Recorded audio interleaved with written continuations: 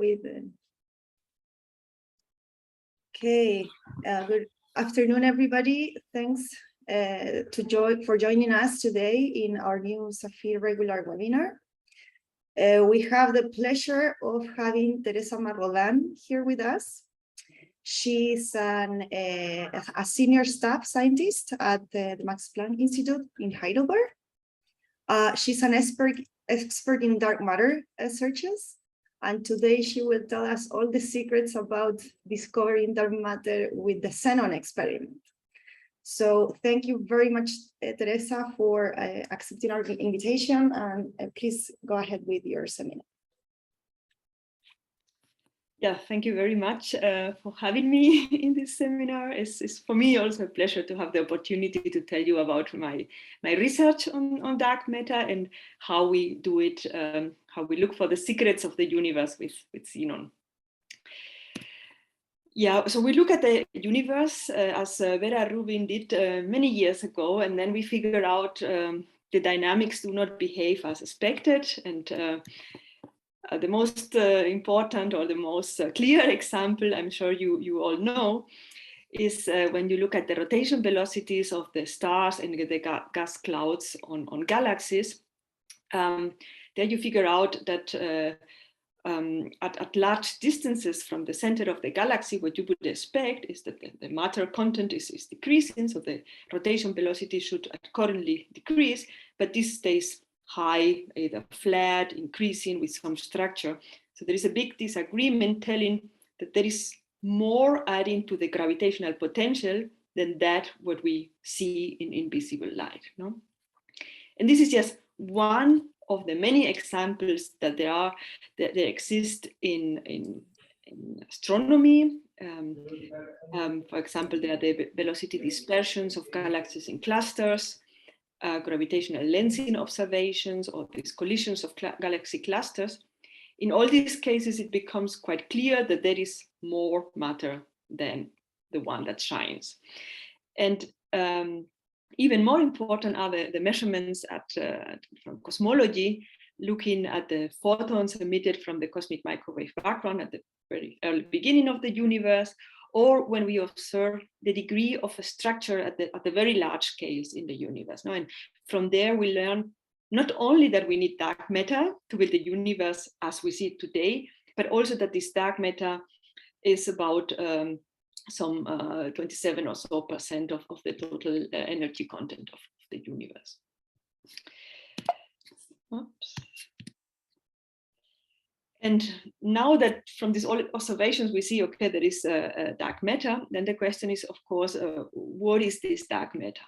And the let's say early solutions, the early answers to this question were, for example, quite easy to say, okay, we see that the gravitational laws do not fit.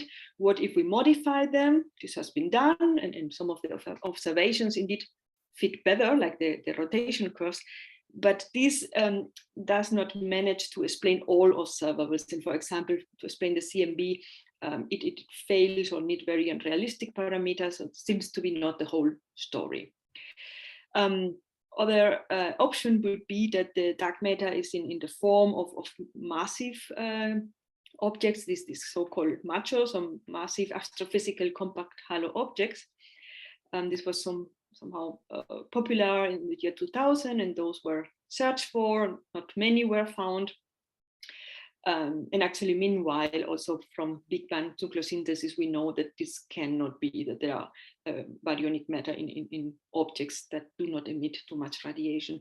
The only way out, which is still possible, would be that the dark matter is in the form of primordial black holes. And primordial meaning that they were formed very, very early in the universe and then behave like the dark matter that we see today. So these were like some of the early options. What is quite natural as a particle physicist is, of course, to think, okay, what if dark matter is a new particle that either exists in the standard model or is to be discovered? So one can think about, okay, what properties does this particle need to have? and okay, of course, massive, because you see it on gravitation, neutral, no photons are emitted, so actually at most it can interact quickly. They had to be stable or very long-lived, such that the particles have not decayed by today, because we still see it around. And then they have to be what we call either cold or warm dark matter, meaning that at the time that the structures were formed, I mean, this is from a simulation, but we see on the sky that this degree of structure is as we simulated. And we see that if the dark matter would have been relativistic at this time, these structures would be smeared out. No? So this is a further constraint on how is a property that this particle has to have. And this last property is the only one that the neutrino cannot fulfill, because all others would be fulfilled by the neutrinos. But the neutrino was too fast at this time and cannot make all of the dark matter of the universe. And that's why we have to go beyond the standard model of particle physics and look for candidates that are possible. And I'm sure you know that a very well motivated theoretical approach or class of models are the WIMP, so weakly interacting massive particles. And a lot of my talk would be about testing exactly this candidate. However, one has to be open, and I very much like to show this slide from Farinaldo, because this shows you kind of a particle zoo, so that there are many options, and we don't know what nature has chosen to be the dark matter. So we very much look for the lion, who is the king in the game. Could be also the axion if the lion is not there, but also many of the others are possible. Now, of course, we know it's there. We have this possible, this hypothesis of having WIMPs or other particles, and we need to figure out how do we try to test this hypothesis, how do we measure dark matter. And basically there are these three methods. I'm pretty sure you know that there is the possibility to produce dark matter at the LHC or at the particle accelerator. You collide, for example, protons. Lots of interesting physics are coming out of it, and among them there could be pairs of dark matter particles accompanied by a jet or some other different channels.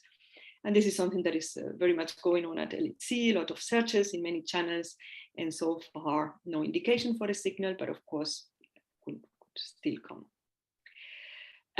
Another option would be what is called indirect detection. So looking at places in the universe where you expect an accumulation of dark matter. This could be at gravitational centers of galaxies, in galaxy clusters, and then pointing either Earth-based telescopes or satellites like Fermi in this picture here, and looking at the possible annihilation of the dark matter into standard model particles. And this is quite an active field. There has been over the years even a few excesses of signals. The little bit of a problem with this technology, or with this method, more properly said, is that the astrophysical backgrounds are not completely known, and sometimes you are seeing an excess that can be explained by dark matter, but maybe also by other pulsars or some other source, and then there is some difficulty on pinning down exactly, okay, this is from dark matter. But it's a quite active field of research. And what I'm talking about today is the direct detection. So we are now looking at the WIMP particles, or at the dark matter particles that are gravitationally bounded in the halo of the Milky Way. And these can pass by a detector that is put on Earth, and then we have this elastic scattering. So the WIMP or the dark matter would just make an elastic scattering on the nucleus. The nucleus would have a little movement, depositing actually a tiny energy, 1 or 10 keV or maximum 100 keV. And then we look for the reaction of the medium to this nuclear recoil. So this is the signature we are looking for in direct detection. now what is all relevant in this search? There is like two types of variables that play a role. I mean, because we are taking the dark matter in our Milky Way halo, we need to take the properties of this halo into account. And, astrophysical parameters are the local density. So this is the density of dark matter particles in the vicinity of the sun. So this is nicely modeled, and we have some values with some uncertainties. And then also the velocity distribution of the particles, because this goes into the kinematics of the process. And then the two parameters that we are now looking for in direct detection, what we want to measure, is the dark matter mass, and then the cross section, so the interaction strength with ordinary matter, which is in our case is very often that is put into a spin dependent if we interpret the data to be coupling to the nuclear spin, or spin independent if we are coupling to the nuclear mass. So once this is kind of clear, this is like the setup for the nuclear recoil scattering. You can think of, okay, what do you need for a detector to build such a detector? And of course, one thing is to have a large mass, because the larger your target mass, the more candidates you're given the dark matter particles to scatter into. Very important is the energy threshold. So I mentioned before is a few keV, and the recoil spectrum, so you see it here, this is the rate as a function of nuclear recoil energy for different isotopes, but this is logarithmic, no? There is a -6, -4, so it's very steeply falling, meaning that the lower your background, the more you profit of being able to measure the particles. And in addition, of course, a very low background is important, because once you have few events, 5 or 10 or so, you want to make sure this is dark matter and not something, what we call background, environmental background also. And ideally, maybe there are some ways to separate signal from background that I will talk about also later. Now, if you would have such a detector, you let it run for a while, and then you have a number of events. And the question is, do you have a statistical significance of the signal over the expected background? And if you answer this question with yes, then you can draw a contour, no? Here in the cross section and WIMP mass. This will be our parameter space, both in logarithmic scales. And this region, for example, would be compatible with the number of events at a certain confidence level, 2, 3 sigma, whatever. And instead, if you answer with no, so it's compatible with the background, then you have an exclusion limit that is typically this V-shaped curve, being the minimum at the WIMP mass that correspond to the nucleus mass, because then the kinematics are the most convenient. And then the energy threshold of the detector makes you lose sensitivity to lower WIMP masses, meaning that when you lower the threshold, then you open suddenly to new values of WIMP masses. So this is why it's quite important. And then, of course, the way to gain further sensitivity is also to increase the exposure. Then you go down here. And on the right side, of course, the larger the individual particles, the less of the particles that you have. And so also the curve goes up here. So this is kind of in the theory in general. Now we can have a quick look at what is like the status of the field, which you see is busy. So it's a very strong competition in the field to try to be the first to measure dark matter. So we are again in this cross section versus WIMP mass, and you see that there are lots of curves from different experiments. There is a close, so there are these closed regions from DAMA. This is an experiment that has measured a signal, but unfortunately, all other experiments with orders of magnitudes better sensitivity or even better energy threshold cannot confirm this signal.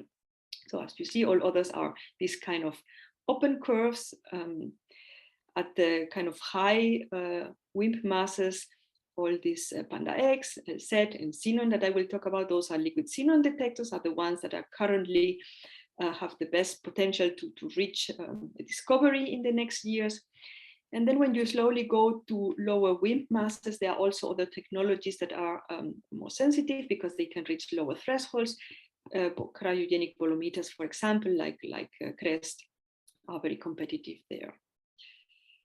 So all in green is what is excluded. The region below is where we want to continue. And then there is this dashed line, which is called neutrino floor, neutrino fog. So those are the cross sections at which neutrinos, and in this region would be neutrinos from the sun, and up here would be atmospheric neutrinos, supernova neutrinos. So in these cross sections, they would scatter coherently with nuclei, making exactly the same signature like our WIMPs will do. And that's why this is believed to be kind of a region into which this will be an irreducible background. At the same time, of course, a nice measurement of coherent scattering of neutrinos from the sun, for example. No? Okay. This is to give you... Sorry. Yes? Teresa, can I ask you something about the previous slide? Of course. So to me, it seems like this neutrino floor is in correspondence with the sensitivities of the experiments, or it's not a coincidence that this minima that occurs for the neutrino floor is comparable or close to the to the maximum sensitivity of the experiments, right? I mean, at 10 or 20 GeVs, I mean, the shape no, of... yes. Yeah, the shape is given by the neutrino. So there is the solar neutrinos, and you know there is these different components of the solar neutrinos, the PP at the very, very low energies, and then at the highest energies, the boron 8 and HEP and so on.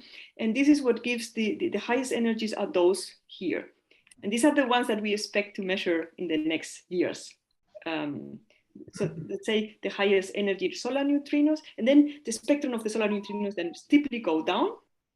And then here there's starting the spectrum from the diffuse supernova neutrinos, the atmospheric neutrinos, those are that would play a role onto here. So the sensitivity of all the experiments that I see here, Xenon or LZ, are not related exactly with this neutrino background. No, those are... No, it's... this is determined by how good is your energy threshold and the kinematics of the recoil process, basically. And then depending on how good these two things, then you get the minimum at one place or the other. So if, let's say, the WIMP paradigm says that the expected mass for the WIMP is, let's say, 1 TeV, you would expect that all these experiment sensitivities will be at much higher masses, right? I mean, the minima of LZ, which is around 20 or 30 GeVs, in that case, it would be at 1 TeV. I think that the minimum of the experiments will not change. I mean, given, so you take a heavy target, to make these experiments, and this gives you, of course, I mean, the lighter the target, the more you go into this direction. But for 1 TeV, you are, let's say, in this tail of the sensitivity. I mean, the minimum is determined that the energy transfer is most efficient, like in billiard. If both balls have the same mass, then you have the best energy transfer, and then your capability to go to a low energy threshold. So even if you're looking for a 1 TeV, you will still want to scan the whole parameter space, and you still want to have a good threshold. So you might always have the minimum at the lower mass, but okay, you can still search for all masses. Okay, from my theoretical point of view, I tend to think that all the experiments are based on the theoretical approach, which is you expect a WIMP generically around 100 GeVs or 200 GeVs, let's say, the famous WIMP miracle. That is what you expect. So I tend to think that all the experiments are, or at least this type of experiments are based on that hypothesis. Yes and no. I mean, you're right that especially at the beginning, we were very much motivated by the WIMP. But meanwhile, actually, we take out of our data the most we can do, because as we don't know if exactly is the WIMP or some different kind of particle. So in this nuclear recall, we look at as larger as possible region, and we also look at other places, as I will show you later. No? So it's actually not so much driven by this WIMP miracle anymore, but as much as you can do technologically, I would rather say. Yeah. Thank you. Yeah, sure, you're welcome. And I'm happy to interrupt any time for questions. No, it's just nice to have the discussion. Yeah, right. Here I just wanted for the general overview, because I just show all these results to tell you that once you have this nuclear recall, then depending on the medium that you have, you can have different type of signals. If you have a crystal, a bolometer, then you can measure the phonons. If you have a scintillator, crystal over liquid, that you can measure the photons, and for an ionization detector, then is the charge.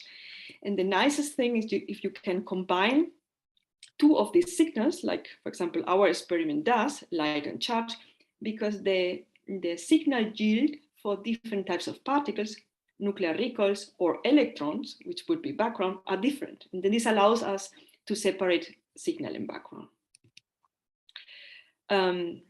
Yeah, we take xenon for various reasons. So it's quite heavy.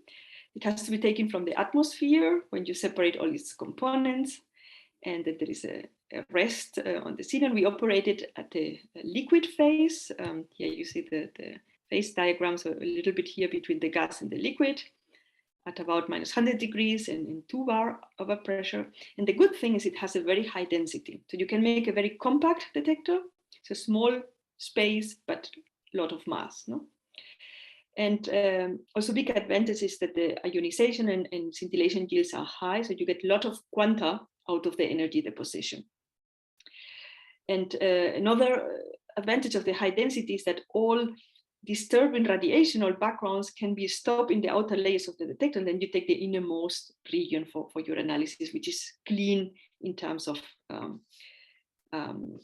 natural radioactivity. And because of the many advantages of xenon, actually is used not only in dark matter, but also in particle physics, neutrino physics, in medical physics. So here are some examples of such detectors. Now going to the way how we operate it in dark matter. So we have what is called double phase. So we have most liquid, but we also have a gas layer on the top. So the WIMP would scatter, you have the nuclear recall, the medium gets excited, and from the de-excitation there is a prompt signal, photons, that we measure in 2 arrays of photomultipliers, and is our prompt as one signal. The nuclear recall creates also ionization, and this ionization can just be taken out by an electric field, drift the electrons through the liquid, and then we use the gas on the top to convert these electrons to photons again and to amplify the signal, meaning that you have after the drift time, which is like a set component, a pulse from the charge. So the set component is there, the XY you get it from the PMTs, and overall you have all 3 dimensions, and then you can recognize, okay, exactly this point was the interaction. And now here you see what I mentioned before. For a gamma, so for an electron from a Compton scattering, the ratio of the charge to the light is very different than if you take the same energy for a WIMP or for a neutron, not the nuclear recall. So you have, by building the ratio or by comparing S1 and S2, you can separate most of the background, which is electrons, from the signal that is nuclear recalls. And this is what you see here. This is a figure that we did in xenon 1 ton using calibration data. So you put a radioactive source, and you have here electronic recalls, and then you put a neutron source, and here you see where you expect your WIMPs, no? And then you know that by cutting or by studying these distributions, you expect your signal down here. So now I will move into the xenon experiment. This is a quite large and international collaboration of around 170 scientists. Most of them are in Europe, with many groups in Germany and Italy, but also US and Asia and Middle East. We have collaborators everywhere, which makes, of course, telephone conferences quite challenging, but I guess some of you have the same kind of difficulties. The experiment itself is located in Italy at the Laboratorio Nazionale del Gran Sasso. And we go there because there is this very large underground laboratory with a lot of space and big cavities, and is shielded by 1.5 kilometers of rock, which means for us 3,600 meters water equivalent. So the shielding of water would be that high. And this stops all the cosmic radiation to make the measurement cleaner. So the Xenon experiment is in this middle hall, which is called Hall B. And this is how it would look like when you are inside the tunnel. So the actual TPC, so this dual phase detector I was talking about, is inside here, is meter sized, but is surrounded by several detectors, a neutron veto and a water veto, which is 10 meters in diameter and 10 meters in height. This is all for shielding. And the building on the right are all the systems that we require to operate the detector. You need the cryogenics to keep it cold at -100 degrees, data acquisition, of course, storage system, purification systems, and all these kind of things. Maybe just telling a bit the history. So this is an experiment that has been growing over the time. So all started with Xenon 10, quite tiny 25 kilogram detector.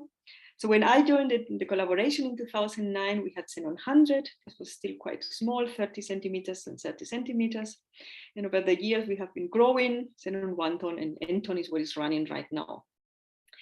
And in the talk, I will mention some of the results of Xenon 1 ton, but also what we have recently released of Xenon N ton, and is now running and will continue running for quite some years from now. I want to tell you a bit about the backgrounds. This is actually a topic that keeps us experimentalists in dark matter quite busy, because it's fundamental for us to keep it very low. And we have all these subsystems, the muon veto that looks in the inside very shiny and nice, and then this neutron veto to tag neutrons that are scattering inside the TPC and then coming outside. All these systems are required to understand the remaining muons crossing through the whole rock and still our detector, and also all of the neutrons from natural radioactivity. So you see here how the muon flux is reduced when you go deeper underground, and here is LNGS, our lab where we are located.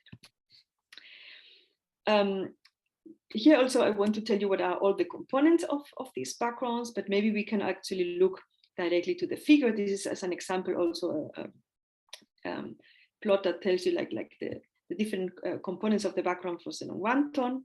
You see the pink is the gamma activity from the materials. This plays quite a role at high energies, but at low energy. So look here, we are talking about 2 MeV, but the dark matter search is in the lowest bin on here. Nevertheless, we look at all of it because we need to understand the complete background to get a low background in the lower energies. So these are the materials. Then we have the internal contaminations. So some of the isotopes of xenon makes double beta decay. This is this component here. When we get the xenon, there is also krypton inside, and one decaying isotope krypton 85 that we can reduce via distillation, but plays some role on here. And actually the dominant background is the one from radon.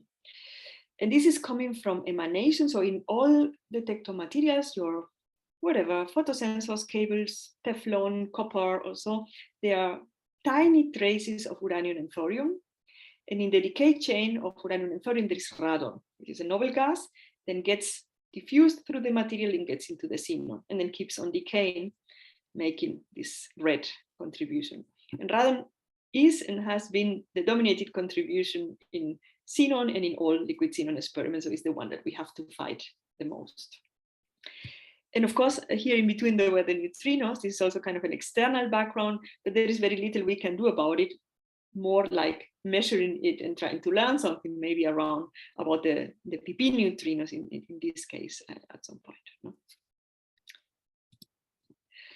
No? And this slide is one a bit technical slide, but it's only one, just to tell you one of the specialities of our institute in Heidelberg, because this fight in the background is also quite our topic. So we make lots of measurements with high purity germanium spectrometers to choose materials that are the cleanest in terms of radioactivity. We also have a machine to measure the krypton in the xenon to monitor the background of the experiment over time. And then we make also this radon emanation. So all materials are tested for the radon emanation, and we try to choose the ones that are cleanest or build barriers and do different things in this direction. So this is quite of the experimental activities that are being carried out nicely by our students here. So now I hope I could explain you how the technology works and these requirements on the threshold and on the background. And the nice thing, before I go into the dark matter, is that because you have a large volume, low threshold and low background, suddenly, besides dark matter, which is our main goal, lots of additional physics become available. No? So we have a candidate from neutrino-less double, so for neutrino-less double beta decay, so we can look for this rare process. We can measure supernova neutrinos, solar neutrinos, this coherent scattering, look for properties like the neutrino magnetic moment, search for solar axions or very rare processes. I want to take these very rare processes as an example. This is some measurement that we did a few years ago. It was the double electron capture of one isotope of xenon, 124, in which 2 electrons are captured, 2 neutrinos are emitted, and then you see the relaxation of the shell. And then this is the first signal that we saw that time at 4.4 sigma. Meanwhile, we have measured it with much more precision. The reason why I'm showing it is not because of the process. I mean, it's a standard, it's a rare, but it's a model process. The reason why I'm showing it is because this is the longest ever measured directly half-life. No? So this tells you that we are really at the frontier of rare processes, and that any time a discovery of something new can appear. You know? And we have this amazing 10 to the 22 years half-life. So now I want to discuss a little bit the kind of searches that we have done, and I'm starting first with xenon 1 tone. This is the kind of science data we would obtain. This is now a few years old, but you see the charge signal and the light signal on the 2 axes. And the black points is all the background dominated region. So those are these electronic recoils. And the red is where we expect our WIMPs. Of course, there are some backgrounds like neutrons also that we have to model, but this is where we would look for an excess of events. No? And this is something we have been doing. And when we analyze our data, we could make these exclusion limits that you see here in 3 different colors, because there are 3 different searches with different methods and so on. But what is, I think, important to say is that at the time were the most sensitive results to date. Now, meanwhile, our competitors have released a result, which is a little bit better on here, but is this liquid xenon is the technology that is most competitive on there. Maybe a word about this migdal. This is a result to be taken with care, because it's kind of a theoretical effect. It's related to the fact that when you have the scattering process, the nucleus is moving, and until now we were assuming the electrons, so the shell electrons were moving with the nucleus. However, because of the little shock that the nucleus get, the shell would follow, but some of these electrons can get ionized or excited, and then you get additional quanta. But this is only predicted theoretically, not yet measured. It means that until the effect is measured, this curve has to be taken with care, and could need to be a bit revisited if the measurement tells us that the light is slightly different yield, for example, also. Now, these WIMP results can be deduced when you look at this region on here, but if you now look at the background region, so we model all these components that I told you before, and we had actually a very good agreement over the whole energy range up to MeV energies. Besides, in the 2 to 7 kV or so, there was this excess of events. The excess was not very high, 3.3 sigma. However, this is a decision that we do always before unblinding. Above 3 sigma, we report on the excess. And at that time, in 2020, so a couple of years ago, created a lot of discussions and a lot of excitement because, I mean, it could be a new background that we didn't take into account, but it could have been the onset of a new signal, no? And there were a lot of theoretical works following up that gave explanation of what this could have been. For us, the clear step was to move from xenon 1 ton to xenon n ton, which has a 3 times larger target mass, so it's 1.5 meters height and 1.5 meters diameter, with a total of about 6 tons in the target. What you see here also is the photosensor array. I'm myself responsible for the photosensor testing, and here's my PhD student, Luisa. So this, when it was ready and tested, was like a very big moment for us. That's why we were so happy. And all of this was assembled, commissioned during 2020. We were, of course, in the middle of the pandemic, but we managed to finish the construction and take data. And besides this larger mass, we have a 5 times less background. So we were in an ideal situation to test the origin of this excess that we were seeing in xenon 1 ton. Okay, besides the change in mass, of course, we upgrade several systems, more PMTs, new purification, new veto systems, and quite important, a new radon removal system. So you remember I told you radon is the dominating and has been the dominating component. So what we had new, what we have new now in xenon n ton is a system that can run continuously and distills radon from xenon. So based on the different boiling points of radon and xenon, we have a distillation column, a cryogenic distillation column that can retain the radon, and then we can go from the certain level when you start the distillation goes down to here. The value probably doesn't tell you anything. The 1.7 microbecquerel per kilogram, it doesn't matter. It's the best value in the background level ever achieved by the dark matter experiment. So we are very proud of this. And in our current run that is going right now, we even lowered that another factor of 2. So it's very nice technical achievement, let's say. Yeah, so then we took data with xenon n ton over this winter, and this is how the data looks like. You see here again all our background components and the data, and you see it's a very good fit. At the lowest energies, there is lead-214. This is a radon daughter, so this is the radon part, which is still dominating, although we managed to reduce it so much. And then the rest of the spectrum is now dominated by second order weak processes. So these peaks are from this double electron capture, and the green line is the double beta decay of xenon 136. But you might ask, yeah, and what is about the excess? So the excess is unfortunately gone.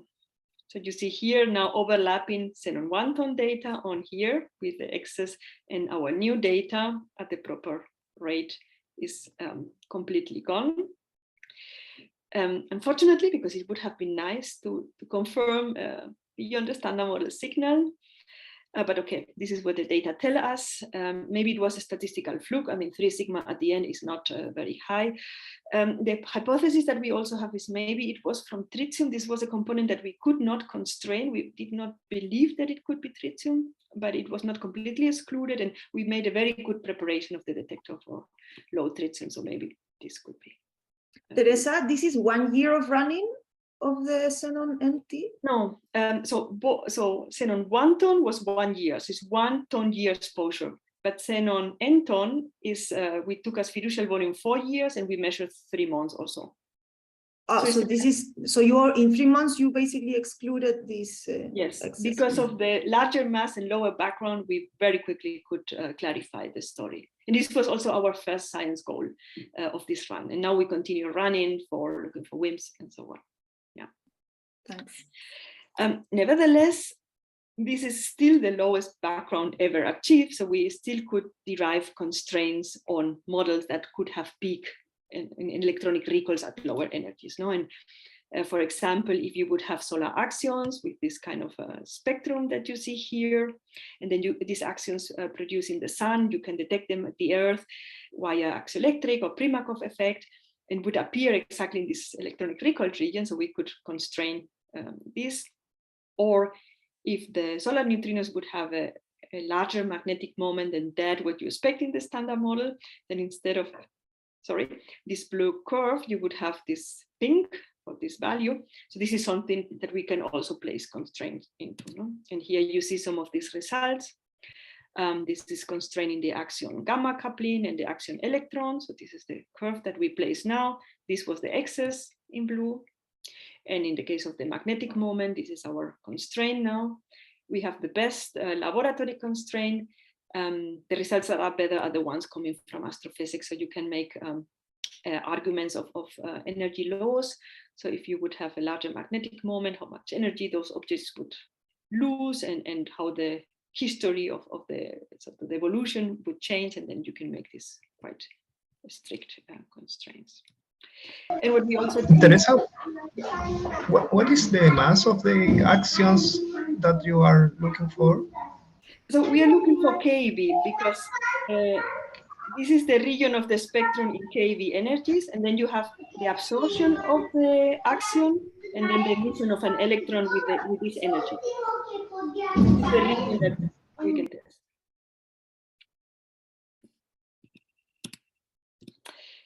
And this was also to mention that we also use this data to constrain other types of dark matter candidates, so axion-like particles, also in the KV region, or dark photons, here the kinetic mixing. And we have very competitive, actually some of the best results in those searches. As I said, I mean, it would have been nicer to have a discovery, but nevertheless, we can use this data. So I'm not telling you anything more about xenon-enton because we have not unblinded the nuclear recoil. So this lower part of the data is still blinded. We are finishing the result and it will come before the end of the year. So there are results to come, but we are not yet that far. As I told you before, we were focusing on clarifying the excess of our previous experiment. And now we can continue our WIMP search. We will continue taking data, but soon you will hear new results. And what I wanted to do now at the end of the talk is just briefly to mention how we see the future. So of course, xenon-enton will run for many years, 5 or even longer. And I really hope we do find something interesting, ideally a WIMP, maybe something else, no? But we are in parallel planning how we could continue in a kind of a larger detector because the technology has been scalable and we have been successfully increasing the size. So there is this Darwin idea going to now into order 50 ton of liquid xenon in a still not so big, no, 2.6 meters in height and diameter. And this is a concept we are working on right now. This was a bit European originated, but now, meanwhile, we actually join our competitors. This is a very interesting situation because LZ and xenon are right now in very strict competition because each of us want to be the first to measure dark matter. But at the same time, we see that to continue after our experiments, we need to join expertise. And we had first meetings together. Actually, the whole community, so LZ joined LAX to LZ and XMAS joined xenon. And then we are all joining together for this next phase. Such a few years from now, we can construct this larger detector and ideally reach this kind of sensitivities now cutting into this neutrino floor, neutrino fog that I was mentioning before. And actually with this, I'm kind of at the end of my talk. I think the sensitivity of dark matter searches is progressing very rapidly, partly because of this very strong competition. I mean, I told you about LZ and xenon, but of course there is also Panda X in China, also with a very similar concept. This is in the high mass, but also in the low mass. There are tons of ideas of different detector concepts. And because of this competition and this wealth of ideas, we are going down quite a fast path. And I'm, of course, very proud to be in xenon 1 enton and 1 ton, which are the experiments that have been leading the sensitivity, not yet discovering dark matter, but always testing new parameter space. I think that this low background in xenon enton was great to clarify the xenon 1 ton excess and allows us for a whole number of tests of models. Of course, we are now taking further science data, and my dream will be that we measure a few events that are compatible with the WIMP, and then a few years later, or then also LZ can confirm that, and a few years later, maybe the argon detectors can confirm with a different target that it is compatible, and then other methods like indirect or LHC then measure as well, and then we have it clarified. No? But let's see. So thank you very much for your attention and your questions already, and we can continue with questions also now after the talk. Thanks a lot, Teresa, for this very clear talk, and congratulations on getting your experiment running during the pandemic, the xenon enton. Are there any questions? I have a question. Okay, go ahead. Okay, so about the xenon 1 ton anomaly, Teresa, will xenon enton be able to pinpoint the cause of the anomaly, if it was because of that possible tritium contamination or just a statistical fluke? I'm not sure, honestly. I mean, the problem is, so what we were trying to do is trying to find out ways how we could measure the tritium content on the xenon. But the problem is that the most sensitive detector for that is xenon enton, and no other technique can reach this precision. No, so at the moment it's not really possible. So we have kind of this guess because we prepared very nicely the detector for the it was outgas and bake very long, and we ran all the xenon through filter for tritium, for hydrogen, but I'm not sure that we will be able to tell it was that. Now, also because xenon 1 ton is gone, no? And we have now the clean xenon, so we are not going back to a contaminated xenon if this was the case. So it's probably not so easy to clarify. Okay, thank you. Farinaldo, you were going to ask Teresa, so what are the goals for xenon collaboration to push down the sensitivity towards light dark matter masses? So you can just flip this S1, just S1. Is there something new, really new, that we can do with xenon to push down the sensitivity? Okay, when you say new, there are two aspects. You can do new in analysis or new in hardware, let's say, no? In both cases, because I know this S2 only, then you have this medical effect, and then you push the sensitivity. But I mean, the first thing we will do in xenon enton is, of course, our classical search with S1, S2, and the usual threefold coincident. Threefold means that we require a minimum of 3 photons in our PMTs. And then if we relax this, we can go a little bit lower, maybe there's 2 only. And on this, there are not so many new ideas. I think the most important thing will be when the mictal, I mean, there are 2 efforts worldwide in Japan, in the UK, US, on trying to measure this mictal, because if this effect would be there, then suddenly, of course, we are very good. I mean, right now, I would take the crest limit to be the solid one, although it's gray in this plot. But if this effect exists, then this is very strong, no? And this is something we will do with the larger detectors as well. Mm-hmm. At the moment on the analysis, there are no other strategies or ideas. Of course, in the view of Darwin or this XLZD, this new future detector, we are designing the large one, and we are, of course, basing a bit the technology on that, what we know, because it works. But we are, of course, always thinking on if there are ways to have a better light collection such that we can push, so be sensitive to below lower keV energies, and this would open a little bit the curve. Mm-hmm. But this is what is on the table at the moment. And of course, getting larger doesn't necessarily make easy to lower the threshold. No, so it's keeping the threshold is already a challenge enough. If we manage in some way to, with better photosensors also to increase it, then maybe we expect it. But this will be a little bit a small effect likely. Yeah, so okay, all right, thank you. And this limit on this S2 only NR, this one in, I think it's in green. So is the efficiency as good as the one when you combine S1 and S2? Oh, the efficiency is very different. I mean, in this case, you go to events where the S1 is below the threshold and you only look at the S2, and then this makes the whole efficiency calculation very or significantly more calculated, because then you don't know the drift time, so you don't have this distance between S2 and S1, so you don't know the set.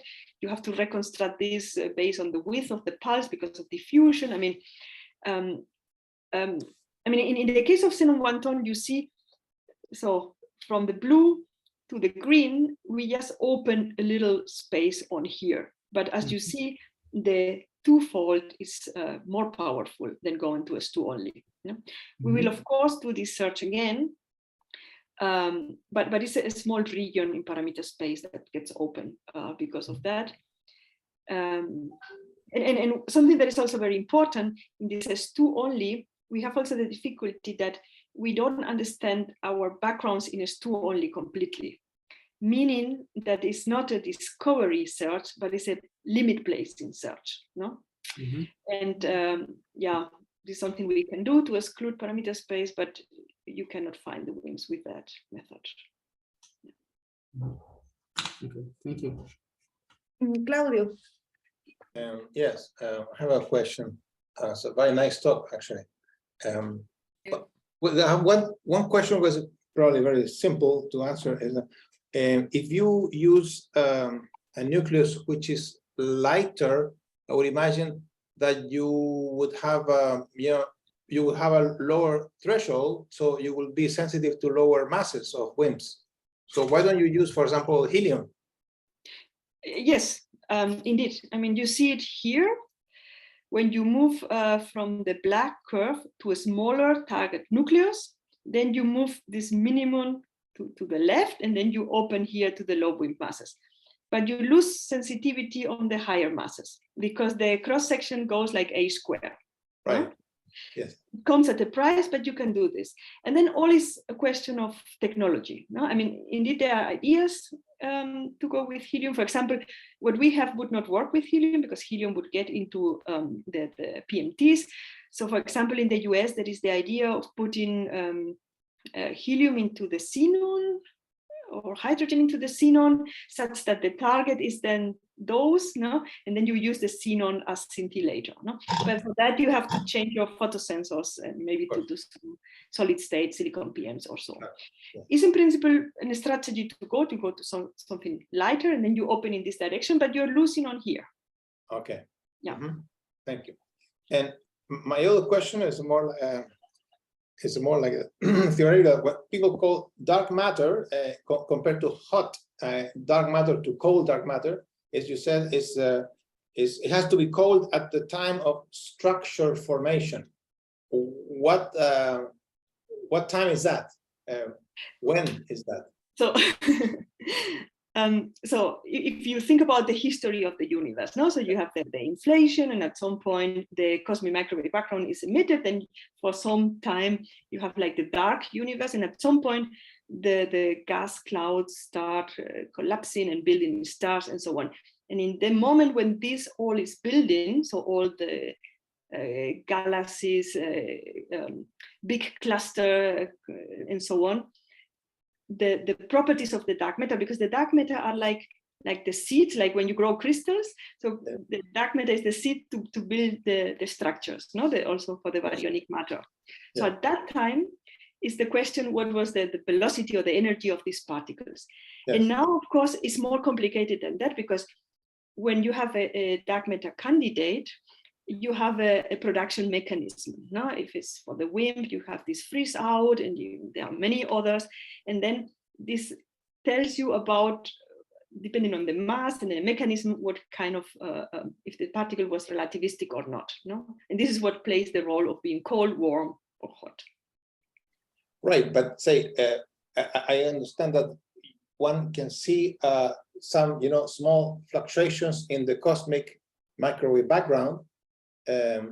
So this is the time of the decoupling, of the photons, and we already see this little structure there. So this time of structure formation must refer to a time that is before that. Much later, much later. No, much later. It's the time when you are building the galaxies and the structures. Right. I unfortunately don't have this typical universe expansion and history, but it's the time in which this is forming. I mean, the CMB is where these quantum fluctuations make the seeds to form. Yeah. I mean, this, you are right, but this structure formation runs until today, let's say. Right. Okay. So even when you already have the seeds there at the moment of the decoupling, you're looking for structural formation that is much later.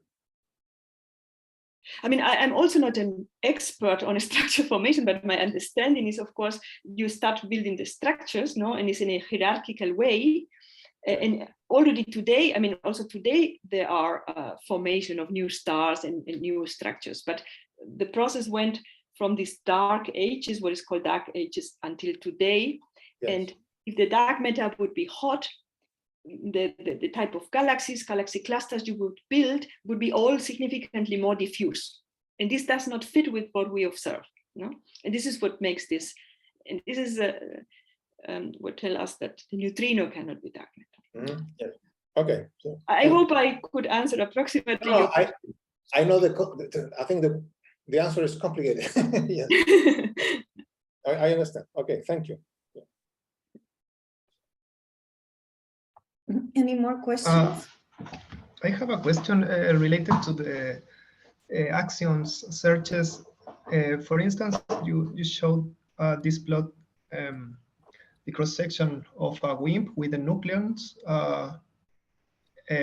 versus the mass of the WIMP, and you have all these upper limits for the experiments. So your question is not on the actions, but on the WIMPs. No. I mean, based on that plot, is there something equivalent for, let's say, the cross section of your dark matter particle, let's say an axion, cross section with the electrons, let's say, versus the mass of the axion? I guess this is the plot you're looking for. So this is constraining yes. the coupling of the axions to electrons as a function of the axion. I mean, this is not the classical axions. These are these axion-like particles, no?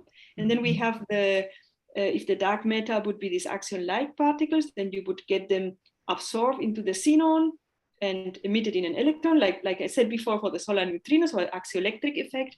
And then you get an electron with, in this case, 1 keV, 2 keV, 3 keV. So we look for monoenergetic peaks in our well-understood background data. No? So this is our data, and we would look for a peak of that. And this is the constraint we can place on this. But it's of course from 1 to 100 or 200 keV is a region. Actually, when you look at the axion searches in general, this goes from, I don't know, micro electron volt to, I mean, it's only a portion, but this is the region of parameter space that we in direct detection can test. Let's say. And it's sensible to QCD axions, or QCD axions are lower masses, maybe? Well, the QCD axions are excluded, no? And that's why we test the axion-like particles, which are the ones that still can be dark matter particles. So the QCD is the one that was excluded also early on, no? In my understanding, it's not excluded in the full parameter space, the QCD axion. But yeah, I don't know I don't know the too much QCD about action this. is the one where the mass and the coupling is coupled one over the other one over this 1 over F, And I think this exactly that one with the first laboratory experiments was excluded, and now there are this kind of, that's why axion-like candidates, that can then run over very huge parameter space, and there are also dedicated searches for all of those. And as I said, I mean, we are covering really a tiny region on that, but it's what I said at the beginning. I mean, if we can, we test it because we have to look at all corners of our data.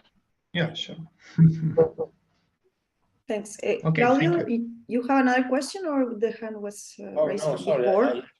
I left my hand up. Yeah. Okay, so can I ask a question then?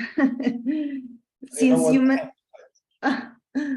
so much more experimental than what Claudio asked you. You mentioned you were working on this, so that the main challenge is to basically reduce backgrounds from natural radioactive sources. This is like the key thing. And then you mentioned the radon gas as the main source of background. Why is that? Where is it coming from? So when I say the radon is a decay product of the radon, because radon decays over an alpha, this is MEV energy, and then another alpha decay, and then at some point there is a beta decay, and this is this lead-214. So what happens is that we have this uranium and thorium, like in our complete system, not only the TPC, so the detector, the cryostat, the Teflon, and the PMTs, but also our purification system. So all surfaces that are in contact with the xenon, either the liquid or the gas, if some uranium or thorium decays, and it's almost impossible to find a material without these traces, then the radon would be produced. Then you have the radon atom in your cryostat or in your pump, and this diffuses slowly, and radon has 3.5 days lifetime to get into the gas. And when it's in the gas and gets mixed, then it continues decaying until it makes this beta decay.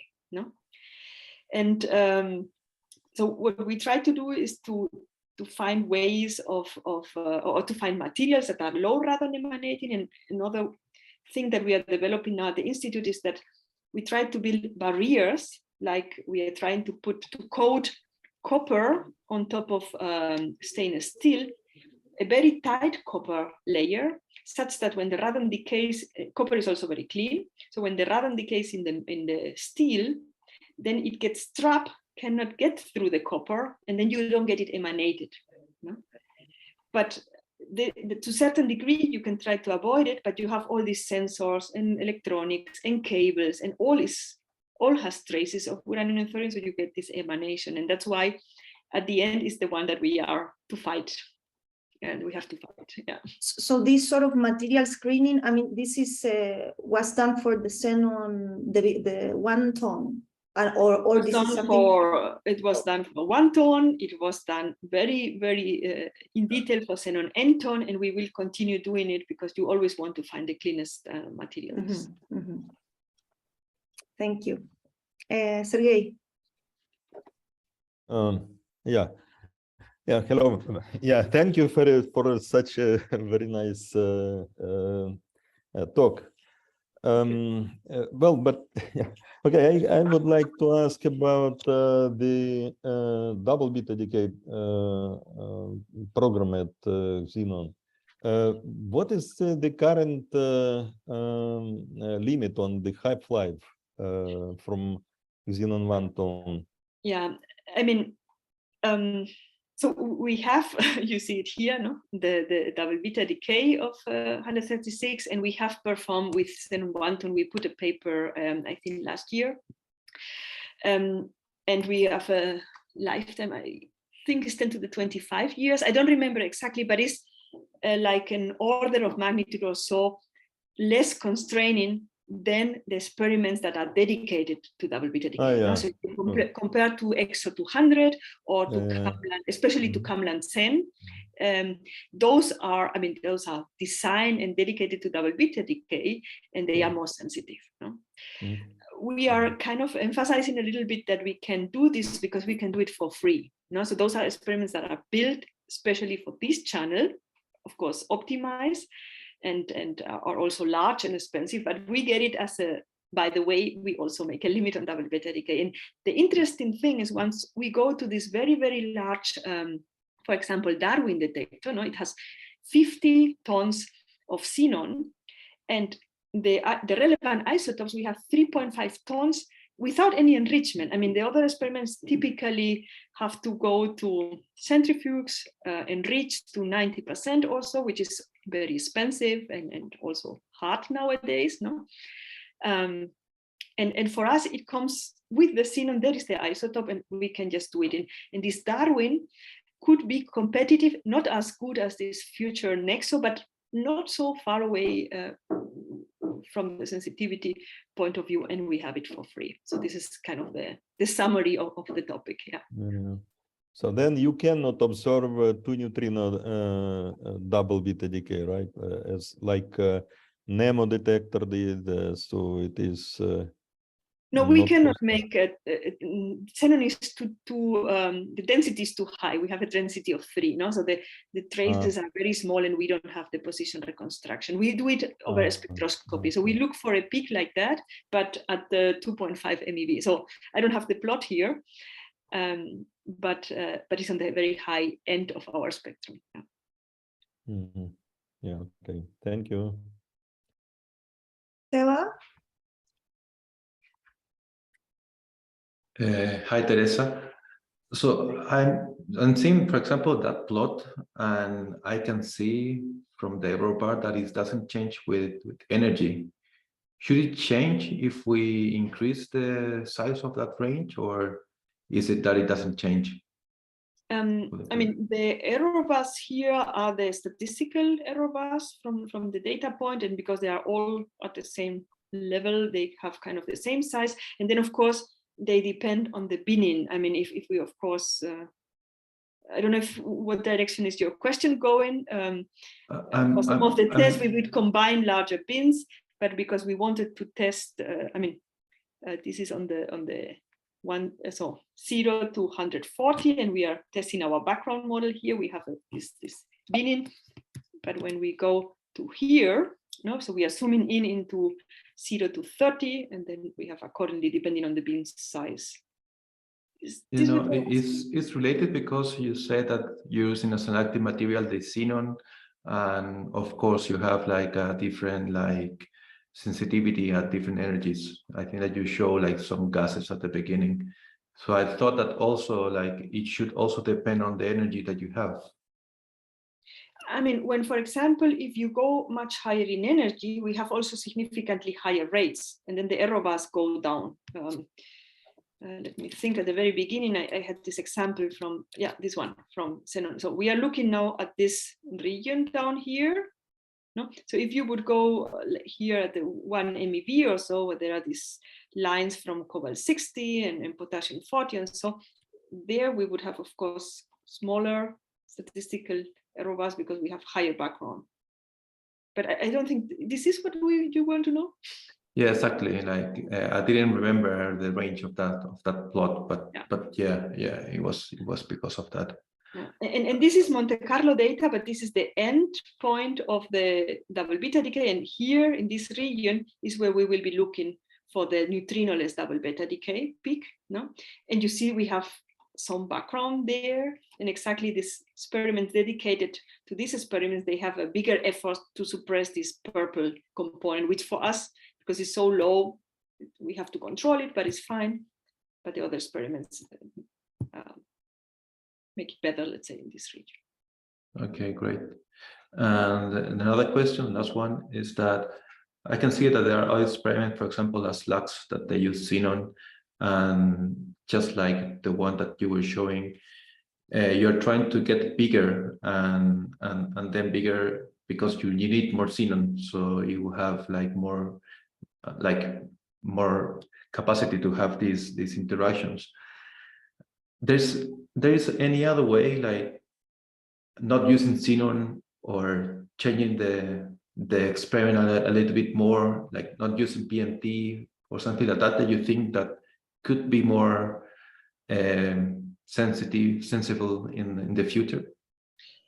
I mean, right now, given the evolution of technology, xenon is very clearly the most sensitive one. I mean, you see it that all the curves over the last years, the lowest ones are xenon, and the next technology in this region, which is relevant, is the argon. No, the liquid argon is somewhat similar, but it has the little disadvantage that they are lighter, and then, as I told you, the sensitivity is a bit smaller for the same size.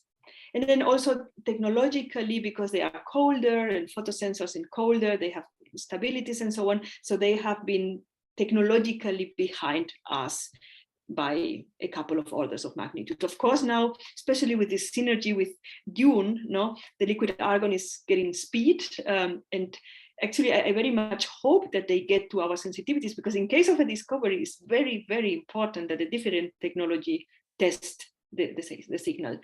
But on this region, those are the two technologies that are most competitive. And I think it's related to the fact that they are liquids, no? And you can scale liquids more easily than individual crystals or things like that, no? And also technical difficulties have been solved over the years. So those are technologies with long history on solving problems, and that's why we are now up there. So xenon is at this frontier of sensitivity.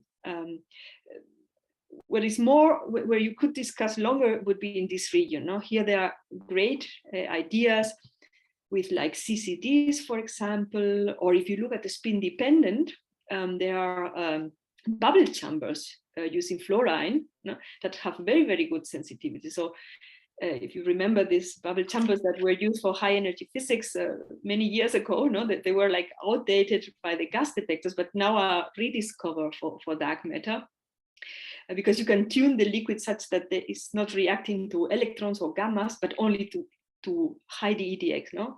So this is also an interesting technology. So I was now showing the spin independent in this high mass. Actually, in the spin dependent, xenon is also down there, but on the low WIMP masses and in some of the cases for spin dependent in some parameter space, there are other technologies that are also interesting. So this would be what I would say. That's great to know. Thank you for your answer. One last question, Claudio. Yeah, it was related to that. I just realized I didn't ask the question. So your xenon is a liquid or liquid in gas, right? So what's the temperature and pressure on the vessel there?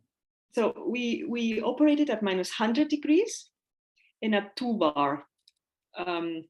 So because we have this double phase kind of concept, we need to be on the curve here. So we have here the pressure and temperature, and we are exactly on the equilibrium between the liquid and the gas. No? And we don't go very high in pressure such that our vessels don't get too complicated, but we also don't want to get too close to 1 bar on the triple point, because otherwise the risk that if you vary the temperature, you get a solid is too high. So we operate on here. No? Mm-hmm. Okay. Yeah. Thank you. Okay, I see Bastian raise his hand once more. Go ahead. Just a short question. Let's say that the dark matter, this WIMP hidden in the neutrino floor. Is it possible in the future to get a signal in that case with this type of experiments? So this would get hard. I mean, you can do, of course, a spectroscopy, no? So once you know your cross-section for coherent neutrino scattering very well, and then you are deep into this region, you have enough statistics to fit this background. And then you could look on top of that for a WIMP. But of course, this is far away, no? This is hard. What many people are discussing is that when you want to go behind that, you could better look for, you could have a detector technology, so a gaseous detector, where you can look at the direction of the WIMP, no? Because I mean we have our wind particles, and then we are moving in the solar system. So we have this wind, and then reconstructing. In average, the WIMPs have to go, let's say, in the direction, in contrary direction that we are moving. The problem with this is that these gaseous detectors are very far in sensitivity, but at some point, if we cannot progress, then those could develop and get there. So the directionality would be a way to overcome, because this is very different for neutrinos or for the WIMPs. Thank you. Very nice presentation. Thanks so much, Teresa, for your time and energy on answering all our questions. We really appreciate it. It was great to have so many questions. Yeah. That's excellent. So everybody save the date for our next regular webinar. Will be on November the 4th. We will have Francisco Molina from the Chilean Nuclear Energy Commission. So see you all there. Thanks, Teresa. Bye, everybody. Thank you very much. Ciao, ciao. Thank you very much, Teresa. Ciao, ciao. Bye. Bye.